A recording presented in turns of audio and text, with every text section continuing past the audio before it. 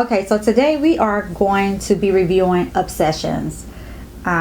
We will give our reviews or what our ratings are at the end of this. So I'm going to kick it over to Poe so he can give us a little insight and an overview of what this movie is all about.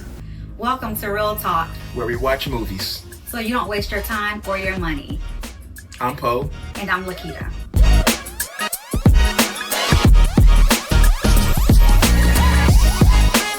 Okay, so this movie is Obsession. Movie from Curry Barker, director who's been doing some short indie films over the past few years. And he got his big break on this movie. I believe that it was entered into the TIFF Film Festival. Not believe, I know it was, around September of 2025. And it had great reviews to the point where there was a bidding war to get the film to have it produced to bring it out to movie theaters. And ultimately it did get picked up. I believe like $14 to $15 million it was bought. And then, it was put out. And now we have a movie that's out that is getting rave reviews from critics and audiences alike. And, this is a film I would say is a horror film.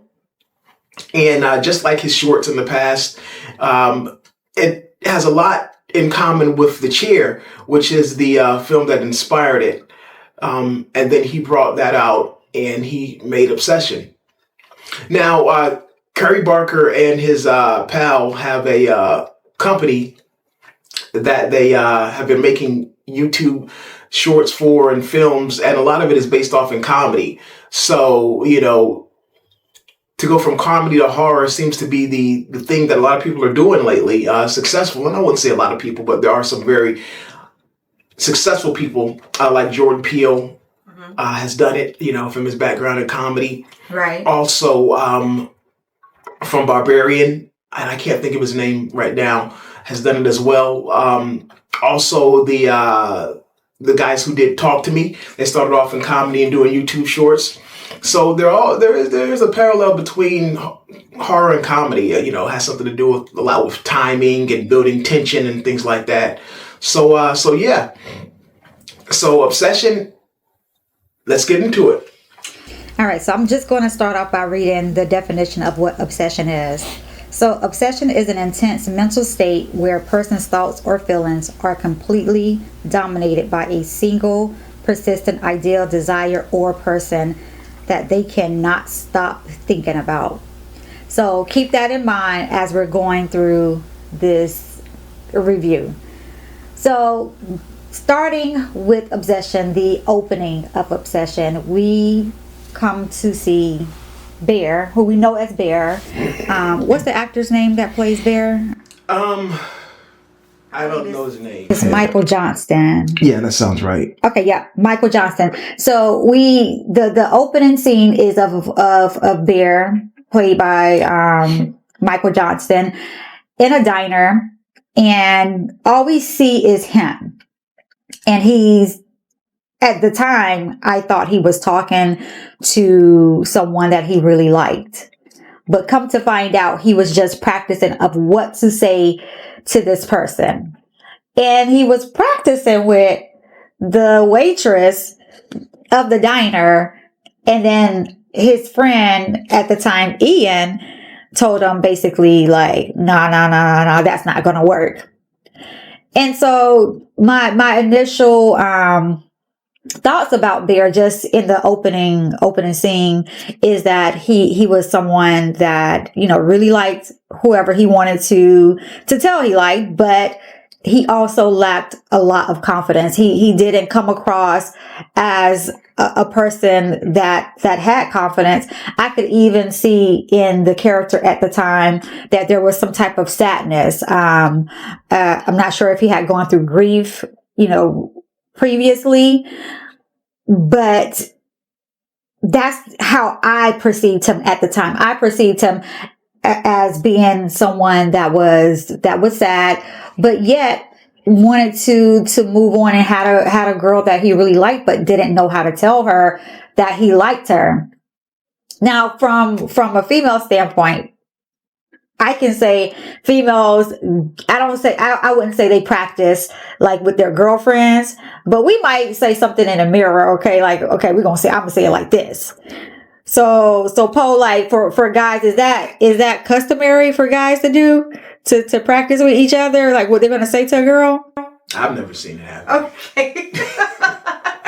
I mean, probably it happens. Right, Obviously. Time. Because it was written in there, so obviously there's some kind of reality to it. But I was just like, I wonder if guys really do this on their off time. Yeah, so, I mean, the act of practicing in front of a guy is not something that I've ever experienced myself or actively heard of guys that I know talking about doing it. Right. But we absolutely talk to each other about advice. Like, hey, man, what you going to say? Right. You should say this or say that. Right. You know, but we don't practice on each other, you know, on what to say and what to do. And then apart from just our guy friends or even friends that we know that are females to say, you know, well, because again, that's a good tip coming from their perspective. Right. How do you think about how you feel about this? You know, we'll go in our minds 1,000 times just on ourselves. Well, how do I say it?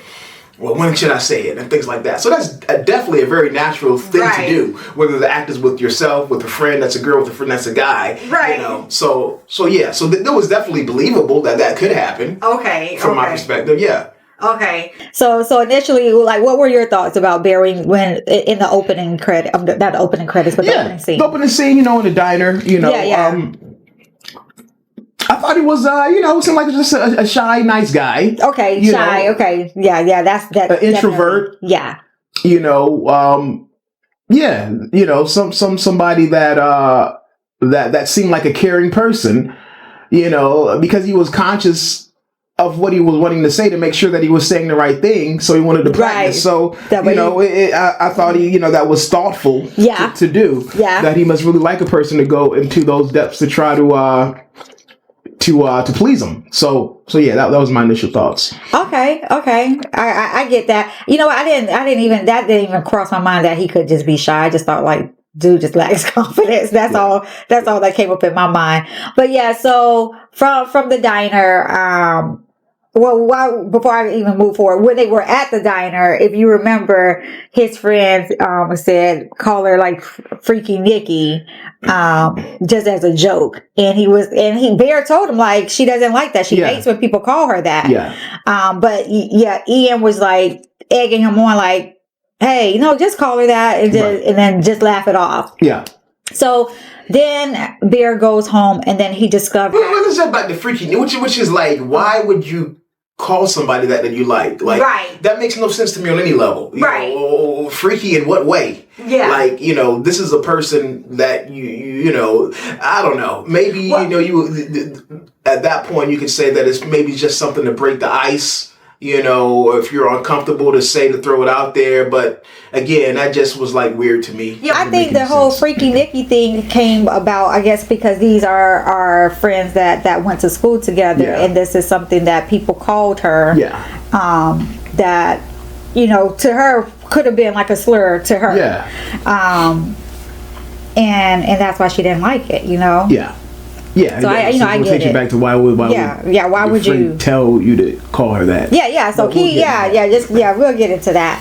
So he arrives home and he discovers that his cat is now deceased because of his negligence of leaving out a pill bottle. And I guess he didn't screw the cap on. And cats. Poe and I, we both have cats, so we know how curious cats are. Like they're going to get into it. So that's what happened with this cat. And I mean, he had a tremendous breakdown, which was the right thing to do. You know what I'm saying? Like, he had a very emotional breakdown, and it was that cry for me. It was that hard cry for me. Like, he was like with the crescendo of cries. So yeah, I mean, I felt completely bad for him, and him losing his cat. And then it was just like, it was so weird to me because he was having this hard down cry, like in his room about his cat, and then his phone rings, or he get a text or something. But I think his phone ringed, and then Nikki was on the phone, and it's just like, when he saw it was her calling him, like them tears dried up like this. And he was like, hello. Yep. And I was just like, yo, like, Yep. dude was in it. Yeah, he was because again, the person that was contacting him is the object of his affection. So Right. he recovered pretty quickly. With that being said, Yeah, he did. And then like, I guess she was talking about, because I guess they were having getting ready to have trivia night later on at the bar of the pub, and she wanted him to come and was just like, hey, I really want you to come. And he was like, no, I think I'm not going to come tonight because, and he did tell her like, hey, my cat just died. And she was like, oh, I'm so sorry. And then it sounded like she dropped something, and she was like, oh crap, my bracelet or something. And so he decided that he would go to trivia night since Nikki kept, asking that he come. But before he went there, he wanted to make a stop. Yeah. Because he wanted, of course, to impress Nikki because Nikki is the object of his affection right now. And he wanted to replace the bracelet that she may have broken or dropped. Right. So here we go to this store. Now, this is a store, I'm gonna tell you straight up, this is not a store that I would have gone into. Because I'm not into crystals, I'm not into any of that type of stuff. But he goes in there, it's a store that's that has crystals. What are those stores called? I don't know. They're like mystic stores. I don't know. I don't know the specific name for them, but they had all kind of like little gadgets in there. And at first I thought he was going to get her a bracelet because he did ask the cashier about, stones and bracelets, and she kind of gave him a little insight, even though to me, this freaking person had such a nasty attitude to me. And so that was my whole thing with her. What do you think? Yeah, I mean, she was just not the best employee, I'd say. Back with just a little quick thing just to say. What was interesting was, and I guess not so much interesting, but a point of reference when Nikki asked Bear to come to trivia night, it wasn't a just yes, I'll go. He was very reluctant to go. Yeah. So in hindsight, thinking about it, because he was bummed out about his cat passing, but she said that there's something important that needs to be said. Right? So you need to be there. Absolutely. So yeah, because it was something that she wanted to say that he needed to know. So he knew he had to be at this specific game night and he couldn't miss it. So all right, so back to the crystal shop or whatnot. So yeah, he's in the crystal shop. He's shopping for Nikki's bracelet. And for whatever reason, he decides not to get the bracelet. For whatever reason. I'm not sure what that reason was. So when he gets to the cash register, the cashier, she questions him. I'm like, oh, so not the bracelet? And he was like, no, I'll just take one of these. And it was the One Wish Willow box. Yeah. Mm-hmm. And she told him, like, you know how they try and like jokingly give you a warning. Yeah. But they for real. Mm-hmm. That's what was happening. Yep. She said, hey, a lot of people come back complaining. Yep. And lo and behold, but that was a gift he was going to be giving Nikki later on. And so he buys the One Wish Willow, and then it shoots over. The scene is now them in the pub. Mm-hmm. And they're all in this at this table in a circle. And I guess the table was a circle. And it was the guys across from each other and then the girls across from each other. And Ian and Bear was like whispering, mouthing something to each other, while the girls is like seeing them out of their peripheral vision and then calls them out on it. So then Bear goes over to the bar, I guess, to get something to drink because he sees, of course, Nikki over there.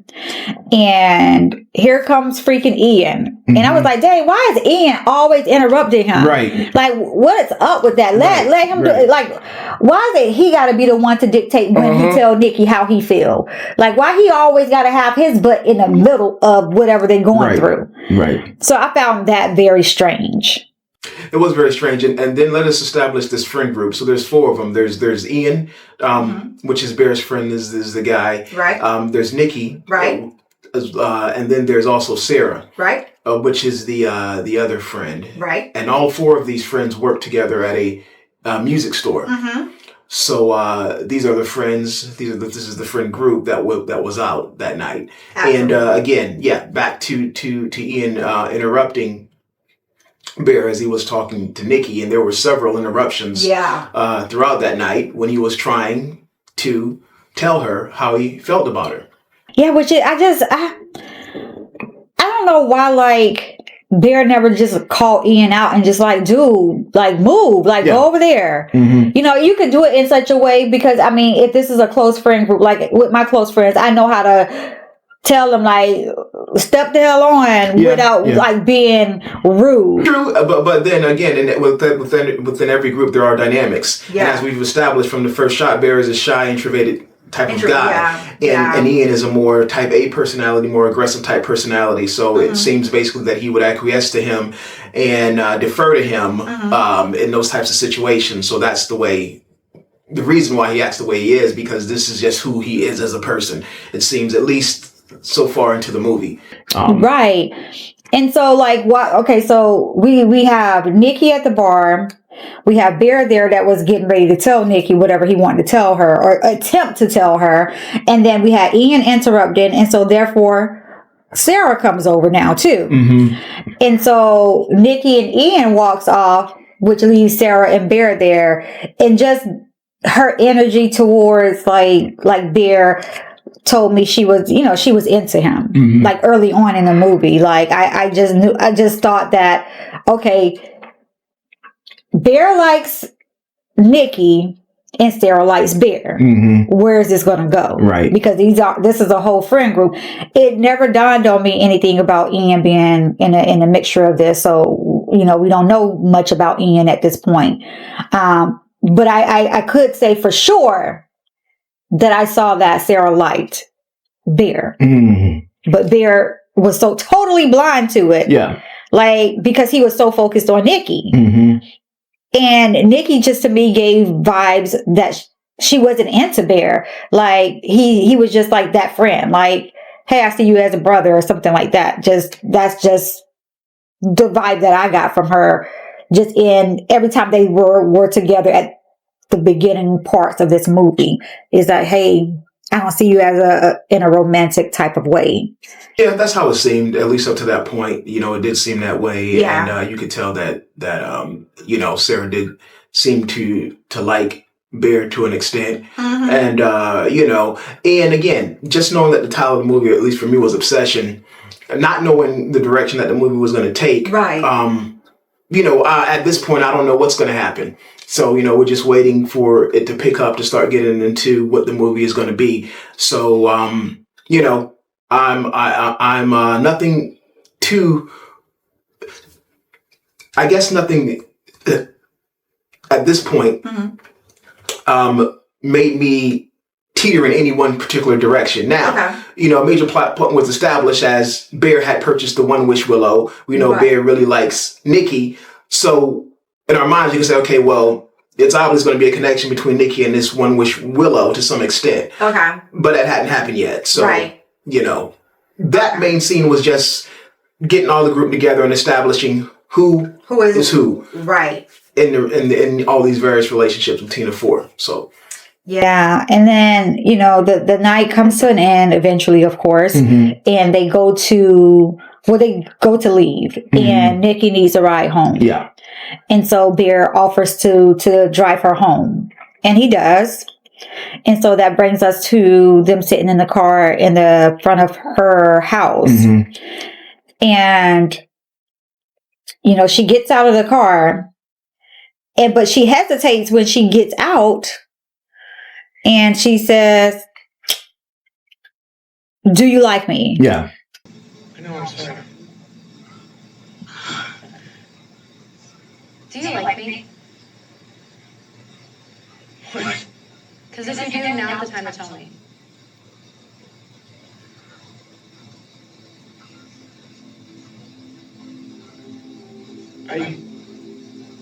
I think we're good friends.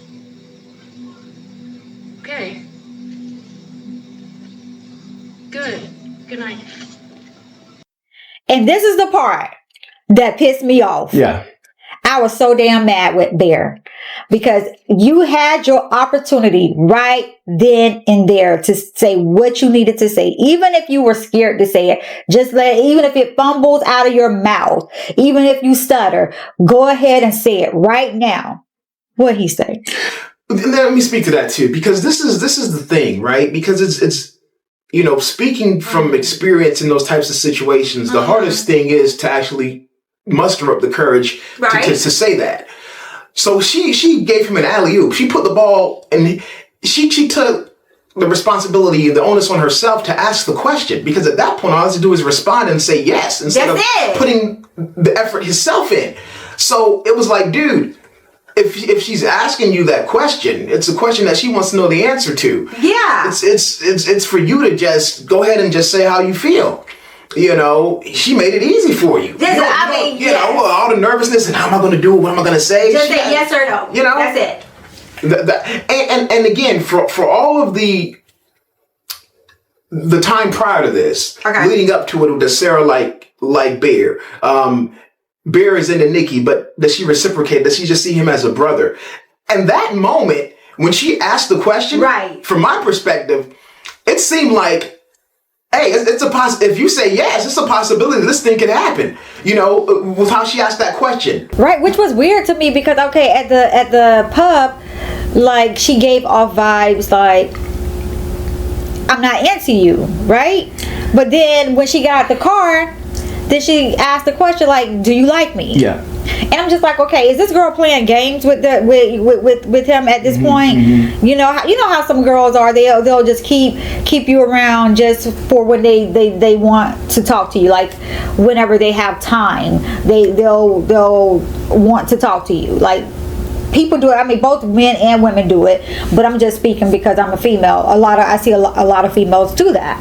But I'm like, in this particular scenario, in the context of this movie, driving this movie along from the opening scene of him practicing what he's going to say to Nikki. Now Nikki has given you the opportunity to say that thing, or better yet, she has given you the opportunity to say yes or no. Like simple. And what you say? I like you as a friend.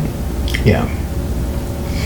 Yeah, that was I wanted insane. to punch him in the side of his head. That was insane because, again, being that he's a shy guy, at least front facing, again, she gave him the opportunity to say yes, and he didn't say it, and that was a poor decision. It was more than a poor decision. Somebody should have hit him dead in his trachea. Poor decision. I digress. So she walks off at this point because maybe if I was her, I would be feeling like, okay, well maybe I got mixed signals from this person. Okay, maybe they don't like me. I just embarrassed myself. Yeah. Let me go ahead and get the hell up in this house. Yeah. And so she goes on the porch and she's just like standing there looking back at him at first. And so Bear realizes he upped up. That was my opportunity and I upped up. Yep. So he then reached to the back because he sees in the back seat poking out of a bag the One Wish Willow box. Yeah. One wish, Willow. Amazed your friends. You only get one wish.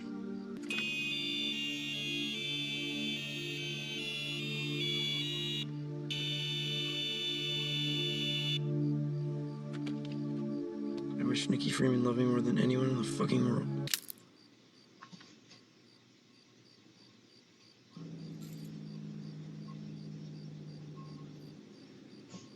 And so he opens it And I think he jokingly just said, I wish Nikki liked me more than anything else in the world. Yeah.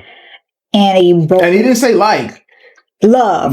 It was just key. Me. Yeah, love. Which is key. Yeah. Yes. Love me more than anything in this world. Yeah. And he broke that stick. Yeah. And immediately, she comes down the stairs. And I think that's what surprised me in this movie is that it was an immediate response to the wish. Yeah. It wasn't immediate, but okay, when you say immediately, something happens after he breaks the one with Willow. She doesn't immediately come to the car. What happens is she comes out the house and stands there. And you see her as like a silhouette. Yeah. He played with shadows a lot. And then she walks towards the car. Right. You know, it's a striking image. And it's like, okay, this is an announcement. I am here. And I am here directly because you broke that one wish Willow and have basically summoned me. You know, it's how I took it. So it begins is what goes through my head at that point. So she walks to the car and she goes to Bear, right? Mm-hmm. And she's standing outside of the car. Mm-hmm. No, I forgot. I think she opens the door first. She opens his door. And then she goes and she sits in the passenger seat. And I'm trying to think exactly what she said to him when she got in the car next to him. I don't remember the exact dialogue that she said. But in either case, she said that she wanted to go home. To his house. Yeah. Yes. Which is crazy. Yes. So right after she went in the house, you know, before saying she was going to call it a night. And he was like, are you sure? I'm so sorry for your loss. Do you want to come inside or?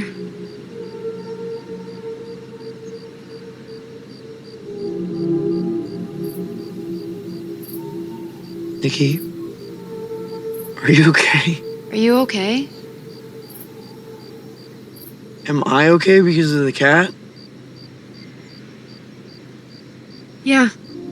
Yeah, I'm fine. Why don't you come inside and we can have some drinks and talk about your cat? Yeah. I'm sorry. Yeah. Nikki, I'm confused. You know, and she was like, yes. Mm-hmm. But she acknowledged though that she was acting really weird. She was like, "What am I doing?" Yeah, exactly. Wait a second, hold on. You know, so she was giving mixed signals, as to actually what she wanted, and it was weird to her, and it was also weird to Bear how she was acting in those moments. Yeah, because it was still remnants of like her personality versus this wish personality coinciding inside of the same person. But this is a prime example. Is you play with fire, your ass gonna get burnt. This is the prime example for that. So they, of course, you don't see them driving, but of course they end up at Bear's house. So you know she went to Bear's house with them. And this to me is when all the craziness like really started. And I remember when we were in the movie theater watching this, at first I couldn't distinguish like who Nikki was, like when her personality would jump out versus when this supernatural type of person, entity, whatever would jump out. But it soon came to realize that, okay, there's some type of darkness that's really going on. But he got what his wish. She was infatuated with him. Like she wanted to be up under him. She like, even when they got to the house, he even said, hey, I'm going to sleep, you know, on the couch. You can take the bed. And she insisted that he sleeps with her. Mhm. You know, or sleep in the bed. I took it as you were supposed to sleep next to me, not that we have sex together. Yeah. But yeah, that happened. Well, I mean, all right. So let's take a step back. So they get to the house, and again, she says, you know, he takes her to the house. Yeah. He lets her sleep in his bed, and he was going to go sleep in the living room, and she's like, "No, I want you to sleep with me. I want you to lay with me." Not. And genuinely, just to sleep is the message that I got. Yeah, she me just, too. you know, she was saying that she was feeling scared and things of that nature, and she just wanted somebody to lay by her, and that's what it was, you know. And so reluctantly, he's like, "Are you sure?" And she's like, "Yes," you know. And he got in the bed, you know, very slowly, very carefully. Yeah. And then, you know, he like sat kind of away from her, and she was like, "No, I want, you know, come closer." Yeah, to that extent. And he was like still reluctant. He's like, "Are you sure?" And she's like, "Yes." Okay. So then they go to sleep. No. You remember? They didn't go to sleep because she started like kissing him. Oh, yeah. And then when she was kissing him, then she jumped up off of him and said, no, like, and then it freaked him out, and he started freaking out because again, she was the real Nikki kept jumping in and out. So at that point, that's when she said, "Yeah, let's just go to sleep." Yeah. You're right. Yeah, and I think that's when I was like, "Wait, what's going on? Why would she start kissing him?" Yeah, and then say no. Like, what am I doing? Right. And I'm just like, okay, what the hell is going on? At this point, I didn't know that like there was something dark going on. I just was like, okay, damn, what is this One Wish Willow thing doing to her? Yeah. Like, really? Yeah. So that's when I knew like something is amiss. They go to sleep. Okay. Mm-hmm. And then Bear wakes up. Right. But Nikki's not laying next to him. Okay. Where's she at? Well, Nikki's in the corner. And she's or something is in the corner. We'll put it that way. Nikki's not in the bed, and something is in the corner of the room. Right? Right. And that something seems to be Nikki. So Bear says, you know, "Nikki." And then she just looks at him. And then she moves in a very peculiar way. Right?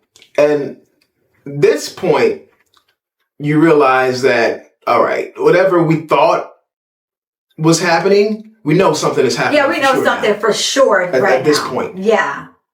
Because no one moves like that, right? So that's the first really, I'd say, scare of the movie.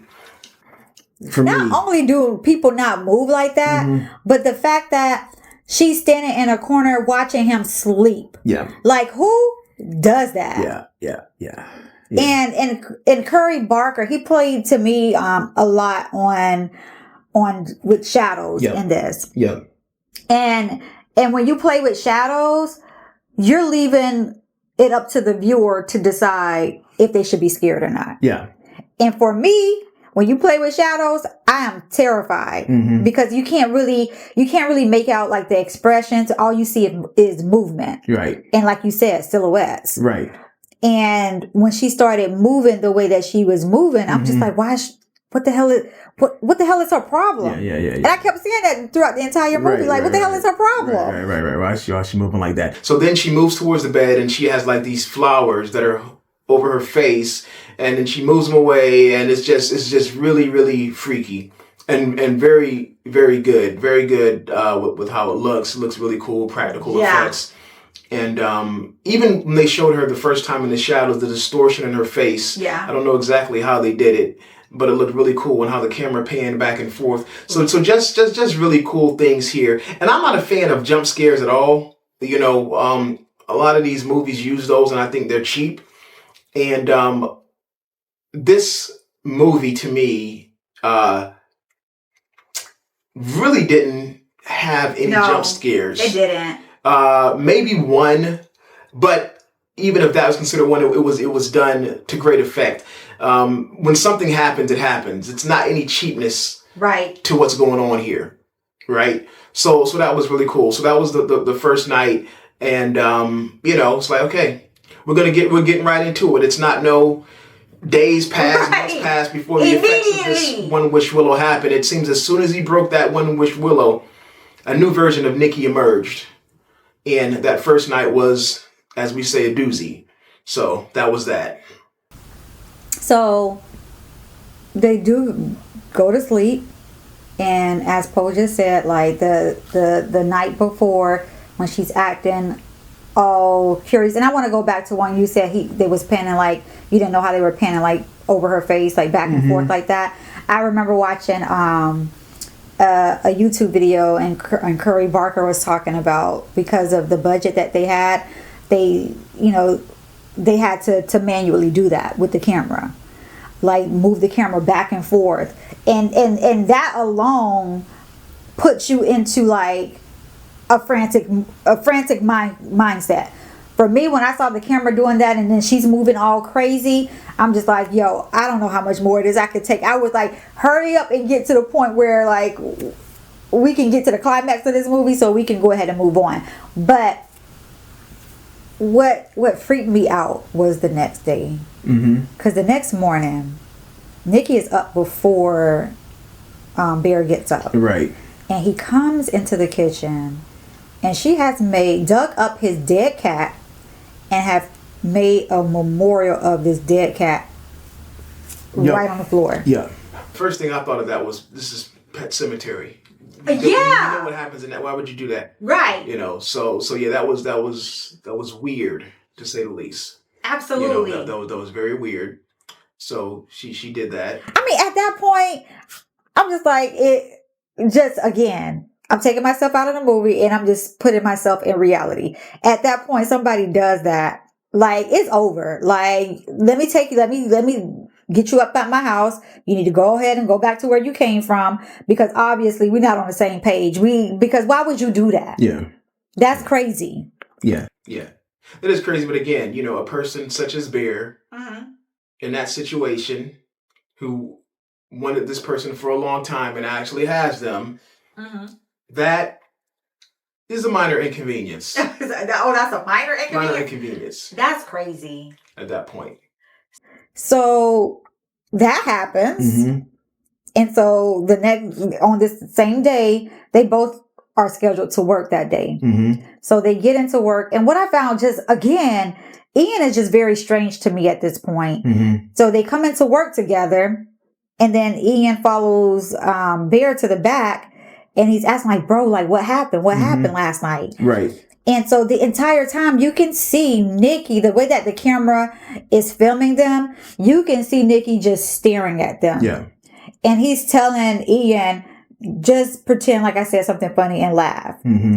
And yeah, he was just saying how basically that him and Nikki spent the night together, and just telling Ian probably things that Ian didn't want to hear, because at this point you really don't know that anything's going on with anybody else other than Bear and Nikki, but obviously you'll later find out some things.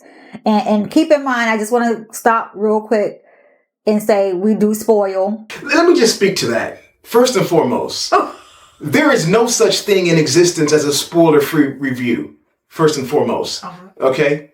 For the simple fact that any talk about any movie, any plot mechanism, any dialogue, any person that's in it constitutes a spoiler. Because you're not going in with a fresh mind, blind. You don't know what's an important plot element to one person. It may be a minor thing to someone else. Right. So with that being said, anytime we do a review, we're going to talk about the entire movie. Because, again, it is my belief that there exists no such thing as a spoiler-free review. Right. There are levels of the certain things that can be revealed in reviews, right? But a spoiler-free review, it doesn't exist. So we're going to talk about every part of the movie at all times. If you didn't know, now you know. So let's continue. So yeah, they're at work, And Nikki is just staring at the guys as they're talking in the back. So that too, like, because things were like happened so quickly from the time that he broke the one wish willow stick to up to this point, I'm still, as the viewer and the moviegoer, I'm still like, okay, well, damn, what, like, is she really into him like this? Like, because again, the regular Nikki keeps popping in and out still. She's popping in and out. And then she stopped looking at him for a bit. So I'm assuming that's when the regular Nikki popped in. But then she goes back to staring. Then boom. They they leave or they get off of work. And then now we're at a whole nother scene. I just have to say that I absolutely love the cinematography on this because of how he films. Again, he's playing with a lot of shadows, which brings that creepiness feel to it. Even when it's daylight, Yeah. I still feel a bit creeped out. And like Poe was saying, there's not a lot of jump scares. He leaves it up for the viewers to decide. He's going to film it. He's filming this the way that he's going to evoke that emotion to come up out of you anyway. And that's what I loved most of all about this. Because I wouldn't consider myself to be like a horror genre type of fanatic like a lot of people are, because I am a scary person. But the way that this was filmed in the whole look of it and how it pulls at different emotions within you to make you psychologically come up with your own interpretation of what's really happening is what I really love that about this. Yeah. Atmospheric is how I put the cinematography. Okay. A lot of movies are heavy on atmosphere and low on things actually happening. The thing not above, but amongst other things I love about this film is that it has both. There's atmosphere there, but then things actually happen too. It's the best of both worlds. And rare that we see that type of thing in a film these days. So I commend that. Right. So getting back to Bear. So Bear originally, like I mentioned, I felt like he was a person that lacked confidence. I did feel like he was a nice guy, but now I'm moving at this point into like, is Bear taking advantage? If he knows that, okay, he said this wish broke the stick, and now he's starting to see like different things that's working to his advantage at this point. Nikki was not into you like that before, and now she's like overly obsessed with you. And even down to the point like he's having sex with her. He's doing all of these things, and at the same time he knows, you can tell by his character and how this actor is playing this character, he knows that something's off. Yeah. And so that's what gave me like a really sour taste in my mouth when it came down to him, and I started looking at him as somebody I would just freaking absolutely despise, like any man that would just take advantage of a woman for their own personal gain is just the sickest of the sick, like a sadistic type of person to me. Yeah. So yeah, all of that. Because as this is going on, there's several montages. There's a long montage that shows basically them like being together and falling in love and such. You would say, and during that montage, it's a scene where you see Bear and Nikki together. And they're in the bed, and basically you can tell that she's not there all the way.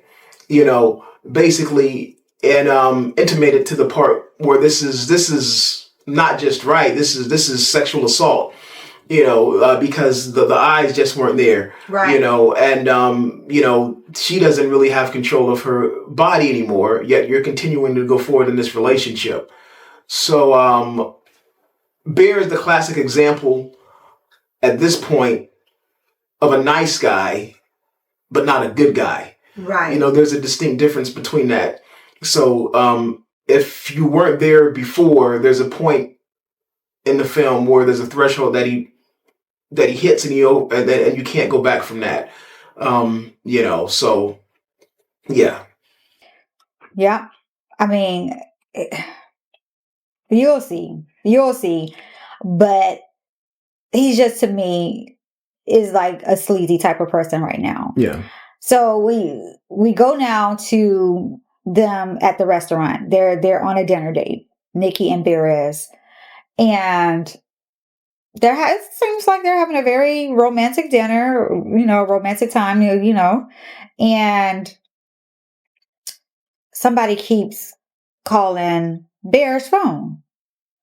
So Bear goes to answer his phone off by himself. Again, Nikki is just looking at him, and it's Ian again, interrupting. Yeah.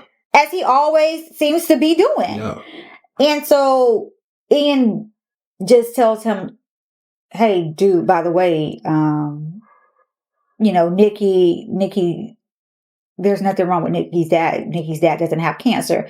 So backtrack, when they were at work the previous day, earlier that day, when Ian and Bear was in the back talking, and Ian was asking like what was going on with Nikki. Bear basically said that Nikki alluded to her dad having cancer, and she was like really going through it. So now back at the restaurant, now Ian is calling Bear, pretty much confirming that her dad doesn't have cancer. So now, just even with him revealing that to Bear is starting to like really, his wheels is starting to go now. You can see it in his character, the way that his reaction was to it. And he goes back to the table. And he basically confronts Nikki about it, like, hey, does your dad really have cancer? And her reaction was, it was hilarious and scary at the same time. I'd really have cancer.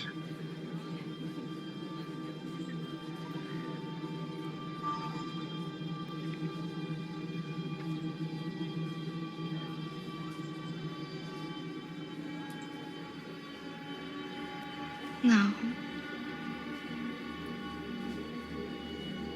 No, no, no. What? No, no, no, no, no, no, no, no, don't do that! I thought we were having a nice day! We are. Because she says, she does that, no, no, no. And then it gets progressively louder and louder and louder. And then she's like making a scene in the middle of the restaurant, which this actress who's playing Nikki is absolutely amazing. And she's pulling from different people that inspire her. She did an interview and she said that part of the whole no, no, no thing in the restaurant, she pulled from Get Out when the black lady was doing the no, no, no, no, no on Get Out. And she said she just elevated it. No. No. No, no, no, no, no, no, no, no, no, no, no, no. I do something. To what we saw on camera in Obsession. I thought that was pretty amazing that she even gave that person a shout out as to being her inspiration for that. Yeah, absolutely. That was a very cool scene how she did that. Man, And that was again, very sweet. amazing actress all through and through. Yeah. And she was like, basically, why does it matter if Yeah. he has cancer or not? It matters because you lied. Yeah. Oh. So yeah, that was a big turn up in a public setting, and that was that end of that dinner, so to say. So back to the dinner though. Do you remember when they were at the table Mm-hmm. and Bear specifically asked her, like, do you love me more than anything in the world? Oh, okay. Yeah. I love you so much. I don't think I could live without you.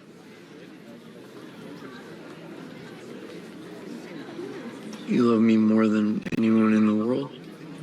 And that let me know Yeah. that he knew what was happening. Yeah.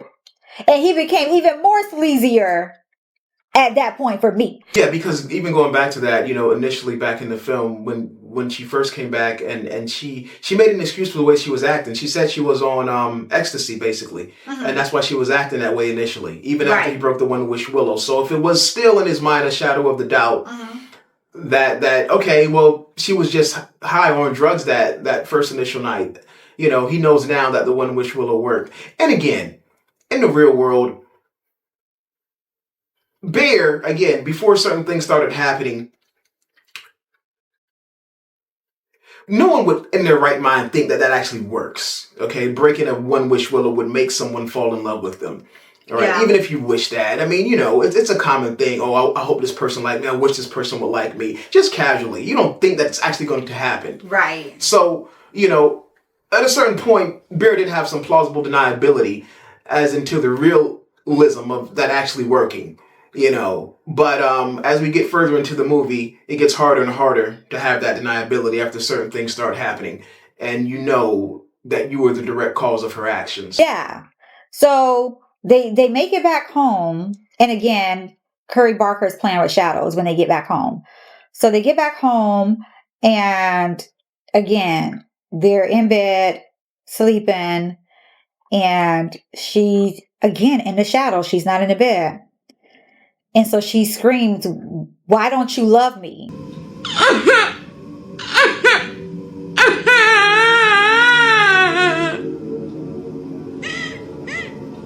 I feel like you don't love me as much as I do. Like it's not mutual. And like the thing with Bear to me is all of this is just diabolical, right? And still, it's like he's excusing all of this behavior of Nikki because he just wants to be with her so bad. Like, why do you want to be with somebody that bad that you would just excuse all of this? Like, I just did not understand that.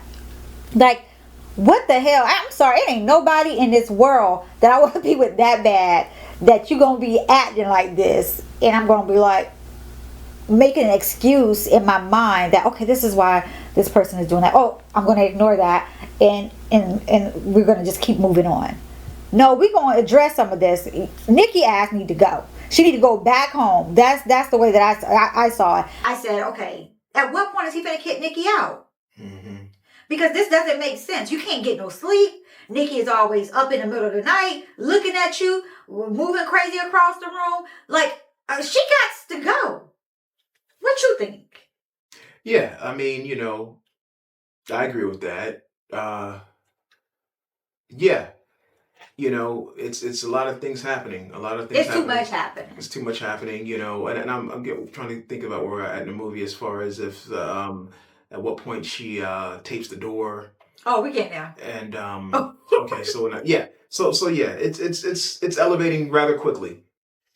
Right. So, they're again, they're in the room. They're trying to sleep, but it just seems to not be going well for Bear. And so Bear tries to sneak out of bed, and he's trying to do it in a strategic way.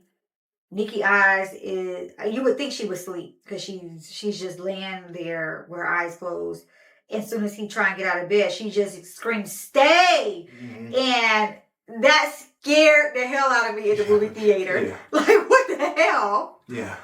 Like, it's time for her to go. Yeah. I can't sleep. I can't, you gotta go, Nikki. Yeah. You gotta go. Yeah. Yeah, this stay was a primal guttural scream, and it wasn't just like stay, like now it's like forever. It's like forever. Just don't go anywhere. And then I think that's what I'm saying. Like, this is it's a horror film, but Curry Barker added some funny elements to it. So like the next morning when he wakes up, he asks her like, "Nikki, did you cut my hair?" She cut cut his hair while he was sleeping. Like, why would you do that? Right, and I was thinking, okay, did she cut his hair because this is a particular day where she was not on the schedule to work, but he was on the schedule to work. So I'm like, okay, is that part of the reason she cut his hair to try and keep him home? But then when he goes to get ready to leave, like she had packed his lunch for him, so she gave him his lunch and kissed him goodbye. But when he turned to go and leave, the entire door was duct tape. Yeah. Like the door was duct tape. I'm like, how many rolls of duct tape did it take for them to do this? Yeah. I wish I was scheduled today. No, just enjoy your day off. Maybe I can pop by. No, just make yourself at home. Love you. Love you.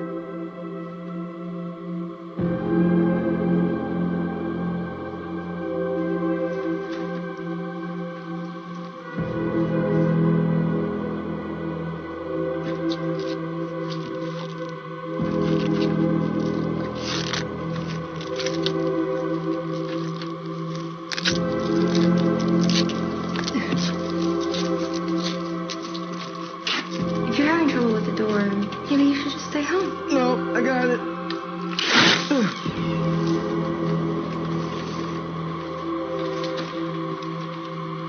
Bye, Bear. Like that had to be at least, I'm gonna say like 5 to 8 rolls of duct tape. I don't know, but yeah, That was insane. it was. And again, he still didn't address it. Yeah. He just opened the door. like it was the nothing. office. Okay.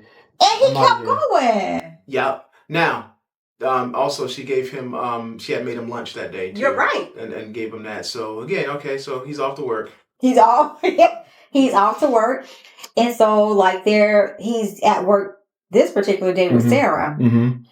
And I don't know their manager, is that Sarah's dad? Yep, it's Sarah's dad. Okay. So that's Sarah's dad. Who happens to be the beloved Andy Richter of Conan O'Brien fame from a long time ago. You know, he was her father in this small part, but love Andy. You know, so that was cool seeing him there.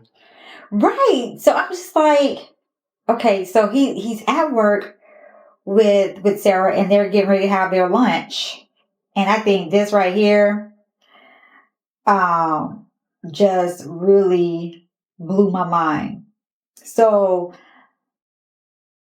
first of all, you already see that Nikki's acting just crazy. Yeah. Why would you eat anything that she made for you? Yeah. I would have never eaten anything. So he's eating this sandwich. Uh-huh. It's not funny, Laketta, but he's eating this sandwich. Uh-huh.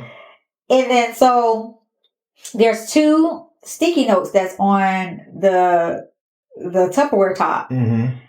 And so Sarah grabs one and she's like, what is this all about? Right. And she was like, you know, what's the verdict, my food critic? Right.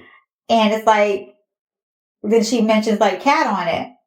But the other sticky that Sarah didn't grab says, Not me. Not me. Yeah. Right. Yeah. So when he saw the one that Sarah grabbed, he realized this biatch done made me a cat sandwich. Yeah. And he immediately starts vomiting in the garbage can. Yeah. Yeah.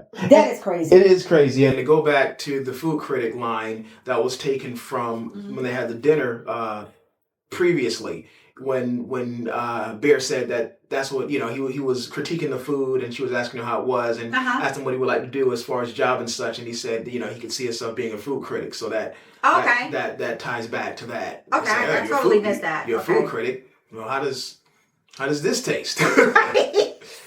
And that was pretty gruesome. Takes me back to Fatal Attraction. Yeah. A different element with the cat being done in a dirty way. Yeah. So yeah. Harsh. Very, very much so harsh. So again, Bear is seeing that Nikki is like really, really acting really weird. So prior to him leaving work, he meets up with Ian, and Ian tells him that he's having a party. But because Nikki's been acting just really strange with every damn body, Ian is like, okay, you can come, but you can't bring Nikki. Mm-hmm. And so Bear's like practicing in the car, like what he's going to say to Nikki to tell her that, hey, she can't come.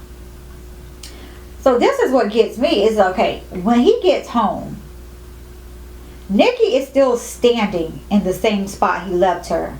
She done pissed, she done shit, she done threw up, she done did all of that stuff. She has not moved from that spot waiting on him to come back home. I don't even know what to say. And then she was like, I'm so sorry, I'm so sorry. I'll clean it up. Again. How you not kicking her out your house? Yeah. She done pissed, she done shit, she done threw up on your rug. Yeah. And you still like, okay. Yeah. It's okay. Yeah. No, it's not okay. It's not, yeah. And so she's in there, she's taking a shower. And so I guess he thought that's where he's going to tell her, hey, she can't come to his damn party. Yeah. And he tries to he does tell her through the door. And you just hear the water go off. And I'm just like, yo. And I just remember my heart beating so fast because, again, this director plays with shadows. He plays with long pauses. He plays with it all. And that's what drives you insane is that, okay, what is she about to do? Because she done did too much at this point. But I'm like, what is she going to do at this point? So, yeah. He goes out while she's still in the shower, though.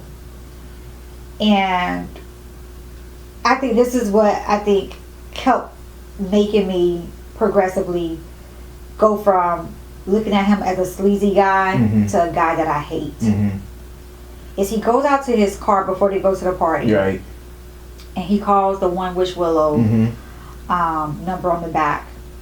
And he's asking questions about the whole One Wish Willow thing. And the guy who's on the other line asks him if he wants to speak to Nikki. And he says yes, and it's just like horrific screams in the back. Do you want to talk to her? What? Who? You want to talk to her? Who is that? Nikki? Yeah, well, back to the phone call itself, though. Speaking of that, he asked the customer service person, who happens to be the director, Curry Barker, if he can alter his wish and or change his wish. And he was like, how can my wish go away? And he was like, well, you gotta die. Yeah, so basically he says that you have to die for anything to happen with the wish.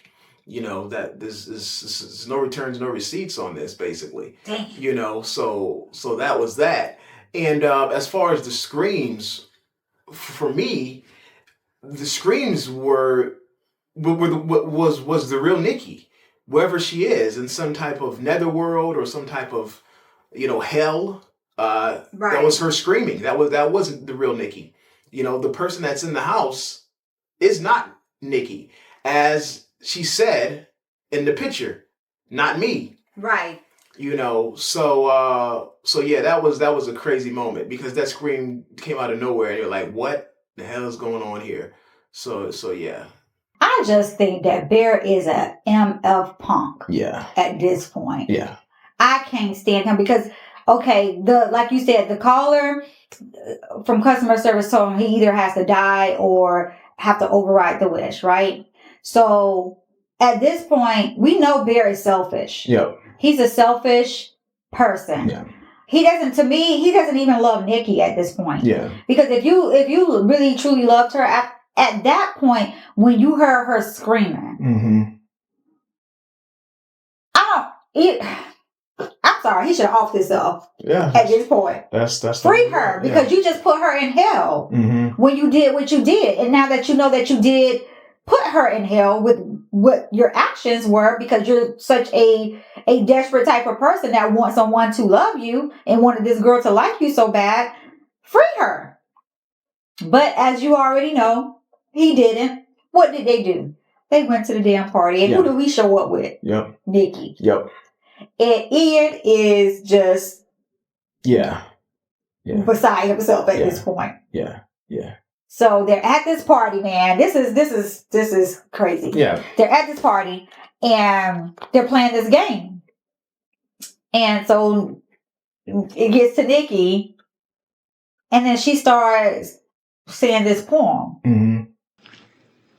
His face was obscured, but I knew he was looking at my chest, each side stretching, recently matured to different sizes. And so, come lie with me like the old woman taught us when we were children, I said. He closed the door and leaned against it. You're not my wife, Gretel, he said. I'm more than your wife. I'm your sister. Throws everybody off. Mm-hmm. Everybody's like looking like, what the hell is wrong with her? Mm-hmm. But everybody is still just playing along, and they let her have her moment. And then now it is beer time. But then again, real quick, before and to put it in context, what she's reciting is because Nikki's a writer, right? And it's a retelling of Hansel and Gretel, right? In a very disastrous and sinister way. Very much so. Hansel and Gretel are brother and sister. Mm-hmm. But what she's saying, where it leads to, is incestuous sexual type of thing. Absolutely. Which alludes to her, in my mind, seeing Bear as her brother. And what they're doing is in the same similar sense. I see. So. Okay. Yeah. Okay, I knew it was her reciting for Hansel and Gretel, but I didn't put that piece together, like as if she was seeing Bear as her brother. Yeah. Oh, wow. Yeah. Okay. I mean, that's interpretation that I mean, but yeah. Okay. Huh. So then they're at the party and they're playing these different party games that people play. Right. And one of the games is, what is it, like Truth or Dare type thing? Yeah, it's like a Truth or Dare type thing. And it gets to Bear, and the I guess card that he pulled says to kiss the person to his left. Well, the person to his left so happens to be Sarah. But we know Nikki is not having that shit. So she immediately stands up. And what does she do? But let me interject on behalf of Nikki in this particular situation. Right. I don't know what type of friend group that is and what type of people that these are, but my friends and my friend groups at no point in my life, from young kid up to my grown adult age, would be okay with their playing a game where they have a girlfriend and they are and they will let somebody else kiss them for the sake of a game. Like, I don't know in real life who plays those types of games, but we don't. Right? So Nikki is on the right path in this particular instance because that's not happening. Where I come from, and I don't know anybody in real life that would actually do that. I don't know if that's a real thing or a movie thing. You see these types of things in movies a lot. I don't know where these people live or grew up at, but we don't do that. I mean, the way that I looked at the whole kiss the person to your left, I wasn't looking at it like this. Bear's going to kiss her on her lips. I didn't look at it like that. Yeah. That he would like kiss her on the side of the head, whatever, and keep it moving. But no, I mean, because these types of things are type of a movie trope, so to say. These types of games happen, movies, TV shows, and you have to do certain things, right? In the company of your friends, and it's just like, are you doing that type of thing? Now, again, if everybody's single, it's a different story, right? Obviously, but I don't know. That's just so they're at the party, and of course, Nikki is not having Bear kiss freaking Sarah. So she immediately stands up. And this has become a meme across like the internet of her doing the sad face. And she was like that for a long time. Hilarious moment. That was a hilarious moment. And so then she walks around uncomfortable and she moves Sarah. She moves her chair. And then she's the one now to Bear's love for Bear to kiss. Mm-hmm. So that happens. And then the next thing that happens is when it went all to the left. So she breaks a bottle and she just starts stabbing herself. Yeah. Stabbing herself. And I'm just like, so everybody freaks out. Yeah. Everybody freaks out again. As they should. Bear then takes her home. At this point, she should have never came. Well, no, he doesn't take her home. He takes her to the hospital. Oh yeah, he did take her to the hospital. Yeah, he tries to take her to the hospital. Right. But it seems as though he's arguing outside of the hospital with like a nurse or something. So it seems like basically like that they never actually went into the hospital because if they did, she should have been committed. Right. Or Baker acted. I don't know. I don't know where they were at or what the laws there are. But she obviously was a danger to herself and most likely the others. She should have been psychiatrically evaluated for at least some sort of period of time. But I think the thing is here is that she never actually went to the hospital. So they go home. So they go home. And at this point, I think this is when Bear is getting fed up at this point. He's like, look, you need to go back home. You need to do whatever it is that you need to do. And so that happens. But this is when the most freakiest thing happens. And Nikki walks backwards. She does that creepy backwards walk. Yeah. And I'm like, oh, hell. Yeah. And then that's when the regular Nikki comes out. Yeah. And it's like she realizes she just did something crazy. Yeah. And she's like, I'm sorry. And I'm just like, what in the is happening here at this point? And it cuts to them or Nikki being asleep. Not Bear, but Nikki's asleep. And she's telling Bear to be quiet. And she's telling, this is the real Nikki talking at this point. She's telling him to be quiet because the demonic part of her is asleep. And she doesn't want to wake her. So tells him to be quiet. But this is the key point for me. She also tells Bear, kill me. And he walks away. Now, mind you, the reason why he got out of bed is because Sarah had been texting him, like, to meet up with her. And I think in the movie theater at this point, because we already had saw all the crazy stuff Nikki was doing and how obsessed she was of him and with him, I said, okay, he trying to die.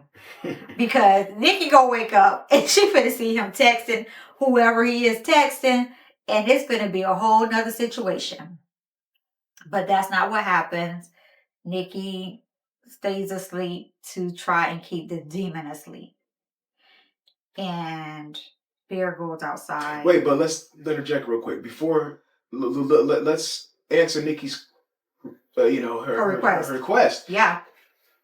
She says, why don't you kill me? And he says, is it really that bad being with me? Oh, he did say that again. Yeah. I hate him. Which is like, okay, she's asking you for a release, for peace. Right. And you still make it about yourself. It's like, I'm going to keep letting you suffer.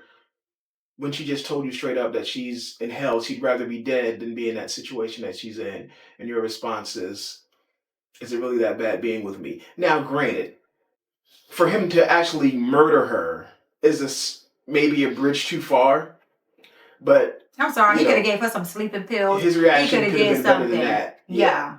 At this point, like, relieve her because you've put her into this situation. Or better yet, kill your damn self. And regardless of how, whatever response he could have had, there's 96 other ones that would have been better than what he said. Yeah. Regardless of, if we could go through and actually murder her or kill herself or whatever. There's things he could have done to make it. Yeah. Or at least attempted to do, which he did not do. He did not. So, he's just a sleazy, diabolical, desperate ass person. Yeah. And I can't stand him. I completely forgot that's what he said. Yeah. How dare you, sir? How dare you? Like, I can't stand. I'm like sitting here thinking about her right now, and I'm just really mad. Yeah. I just don't understand. Like, why would that?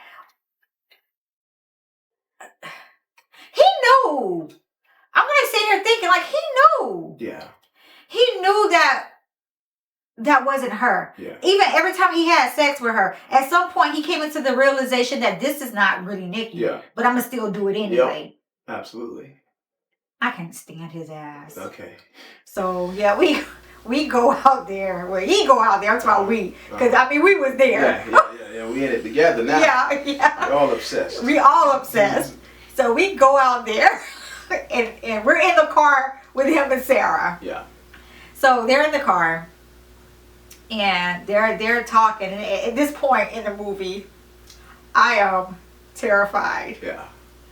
And I think this is going back to when you said jump scares. This is the part I think I actually jumped in the movie. But they're talking, and so Sarah is basically letting him know that, you know, she had an envelope with her. And they're talking about Nikki a little bit, but more so she's over there because she wants to open up to find out if she got into, I think, was it art school? I think it was art school. No, she was doing. I know she was a tattoo artist. Or right? Yeah. By trade, but I forgot the exact school that she was getting accepted yeah, to. but she had been trying to get into multiple schools, Yeah. and she was getting rejected. So this was like her final one that she was waiting on, and she wanted again to open it up in the presence of Bear, which tells me that she really, really liked him. Right. For that to be her person that she wanted to do that with. Right. And so. But also, she had something else to tell him too. About Ian and. That's and Nikki. But that didn't matter to right. So to she Bear told at him this basically point. that Ian and Nikki had been involved sexually. For a while, and felt that was just a get back for that. And so that goes back to all the times that Ian kept interrupting, and he kept interrupting because he really truly didn't want Bear to be with Nikki because Nikki was his boo thing. You know what I'm saying? Or at least friends with benefits. Yeah. Which it never goes well with friends with benefits, but whatever. Anyway, she get ready to open this freaking envelope. Or she opens it. And out of no damn where, in the movie theater, this whole scene moved so fast that when we were in the car and we were talking about it on the way home, you had to tell me that Nikki broke the window with a brick. Yeah. Because I'm just like, what in the happened here? Yeah. All I saw, I think I blinked in the movie, and all I saw was Nikki bamming this girl head against the steering wheel. And I thought originally it was the steering wheel, but again, it was happening, everything was happening so fast. You told me later, no, that was a brick. The brick she used to break the window. And I'm just like, okay, 1 or 2 slams, boom, boom. Okay, I get it. Yeah. This girl face was putty at this point. It was smashed the F in. Like she was unrecognizable.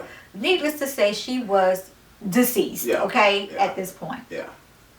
Bear's over here in the passenger seat, like he's clutching his pearls. And at this point, I'm like, Bear, you getting everybody killed over your BS. Right. I can't stand him. Right. I hate him. Yeah, he's a coward. So. Oh, that's what he is. So she basically she goes to him and she's like, Bear, look, look what you made me do. This is your fault. Right. Yeah. I had to do this. So with that being said, you're gonna help me get rid of this body. Let's do it. And like the coward that he is, instead of calling the police, instead of turning himself in, instead of letting all this in, he says, okay, let's get rid of the body. Covered in blood, he goes back to the One Wish Willow place. Yes, he does. And when he goes to the One Wish Willow place, instead of the initial woman that was there at the beginning of the movie, there's a guy there now. Mm-hmm. And he's like, hey man, what's up? How you doing? And he's like, where's the One Wish Willows at? And he's like, One Wish Willows? What's he's like joking with him and crap. What's that? And he's like, what do you mean? You had these deer? And he's like, we don't have those things here, man. What are you talking about? Right. It's like, oh, I'm just messing with you, man. They're over there. You know, so he goes to him and he's like, why didn't you tell me this? Or why didn't you say this is what happened? He's like, hey, don't bring no bad vibes around here, dude. You know. There was a warning. There's a warning on there, and it tells you, and it's like, you know, I'm good, you know. So there it is. You can take it and get out of here. So he leaves that place, right, and then he goes to his best bud's Ian's house, and he gets to Ian's house. Yeah. And he's trying to tell Ian what he's been experiencing because, again, as Poe just said, he's still covered in blood. He has blood on him. Yeah. So he's trying to explain to Ian what has been happening with Nikki and then how it has now escalated up to the point that he's at his house. Yeah. Well, he tells Ian, hey, this is the wish that I made for Nikki, and I need you to make a wish to override the wish to basically reverse his wish that he did to free Nikki. What Ian do? He say, I wish I had $1 million. No, he said million. He said $1 billion. Oh, he said $1 billion? Yeah. Oh, but all of a sudden he breaks it and all this money starts just falling. Yes. So this is what gets me with Bear at this point. Yeah. Bear acts like, I can't believe you did this. Right? I can't believe you did this. Right. Boy, all the crap you've been doing. Yeah. That we can't believe. Yeah. And this what you can't believe. Right. Because I probably would have did the same thing. Right. Just to be perfectly honest. Well, at that point, you know, if Ian knows that he was telling the truth, the one in which Willow actually works. So that happened, and then the money fell down, and Bear's like, I can't believe you did this. I'm going to go back to the house with Nikki, which was not a good idea. It was not. Because at this point, Nikki is looking like horrific. Right. At this point. Right. And I am taken aback. Yeah, this is by how she is coming across at this point. Yeah. First of all, where did Nikki get this gun from? I cannot remember where she got the gun from. But she had a gun because she had Bear on the couch and was talking crazy to Bear with his gun. Yeah. And Ian brings his intrusive ass into the house. Because, I mean, he's been intruding since day one. Yep. Since the onset of this movie. Yep. I bet he wish he didn't intrude this day. Yep. And Nikki ain't waste no time with shooting him. Just pop. Nigga's dead. He's dead. He dead. Yep. And that's just what it is. Yep. So Ian gets killed by Nikki immediately. I can't remember how Bear got off the couch. I think he told her he had to go use the bathroom or something like that. And she's like, I'll come with you. And he's like, no. Yeah. I need to go in here. By myself. So he goes in the bathroom. Right. Then he, you know, he has a gun. And then he's like threatening to shoot himself with the gun and kill himself. Which we know he wasn't going to do that because he's a coward. So then he goes and he looks at the pills that he has in the cabinet. Right. And he's like, well, I'll off myself, but I'll do it with the pills. So he does that. He takes the pills and he ingests a whole lot of them, hoping that he'll die. But then what? And then he gets all scared and he tries to make himself vomit out the pills. Because he's still a coward and a biatch. Go ahead. Yeah, but he doesn't succeed, so he swallows them. But then you hear something in the background. You hear something break, and you hear the one which Willow sound. Yep. Right? Yep. And then they get on the couch and embrace, and then Bear starts dying. Yeah, he starts like foaming at the mouth. And so he starts foaming at the mouth. And so at this point, because he is dying slowly, that's bringing Nikki out of what's been holding her hostage. But at the same time, Nikki has been aware of everything that has taken place up to this point. You know, she's been she's been hostage in her body, so she's been watching. It's like you're watching a murder, but you can't do anything about it. Right. So she knew that whatever was holding her hostage killed Ian.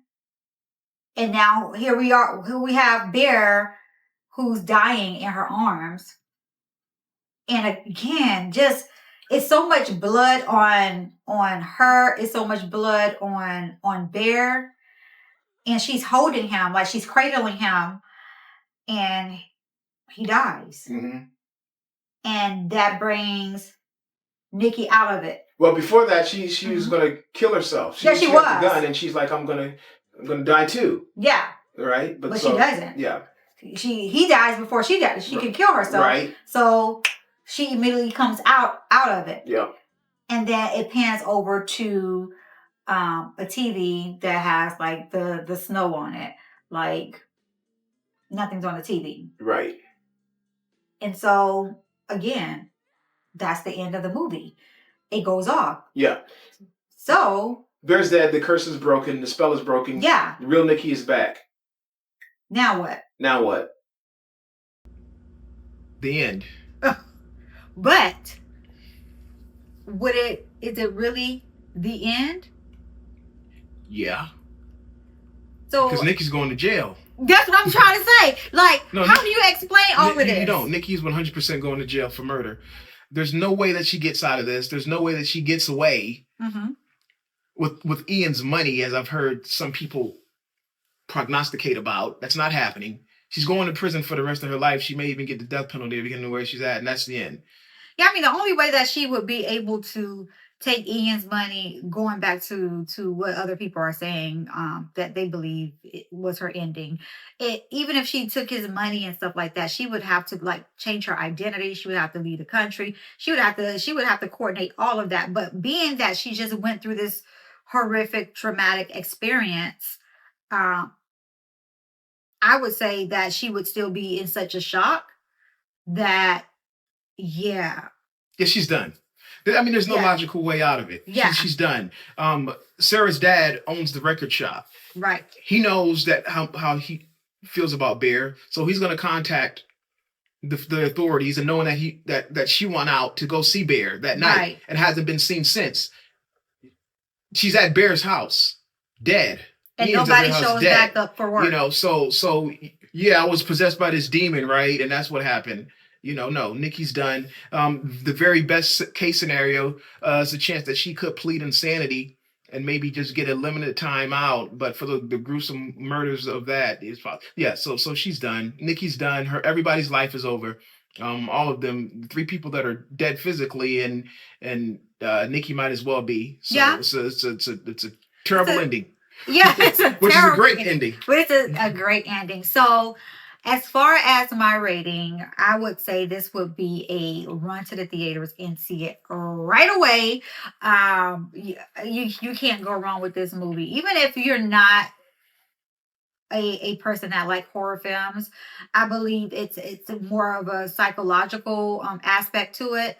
So, I think you would really enjoy, no matter what type of movie you like. I think you would really enjoy this movie. I mean, that's my rating. What do you have? This, for me, at this point, is my movie of the year of any genre. Okay. It's a 10 out of 10. It's, I believe, will be a classic. Everybody brought their A game. Okay. India Navarrete as Nikki, amazing actress. Amazing. But even Bear was very good too. Because he made me hate him in his role. He was good. Ian was good. Sarah was good as the side characters. Yeah. But he took such a simple idea and just executed it to its natural limit. Yeah. It's just a story of how well you can have a central idea, and just if you stick with it and just do it to a level of perfection, what the results you can get from. So again, amazing film. 10 out of 10. Go see it. I like horror movies a lot, but again, regardless of horror, this is my best movie of the year of any genre so Okay. far of this year. About halfway through the year. Some good stuff looks to be coming out, but right now, this is my movie of the year. Love it. Okay, well, there you have it. So that was one movie, two perspectives. And so we always like to let you know to just keep the conversation going. So let us know if you've had any moments of being obsessed with anyone, or just let us simply know how you felt about this movie. So until the next review, you guys have a great one. All right now, bye.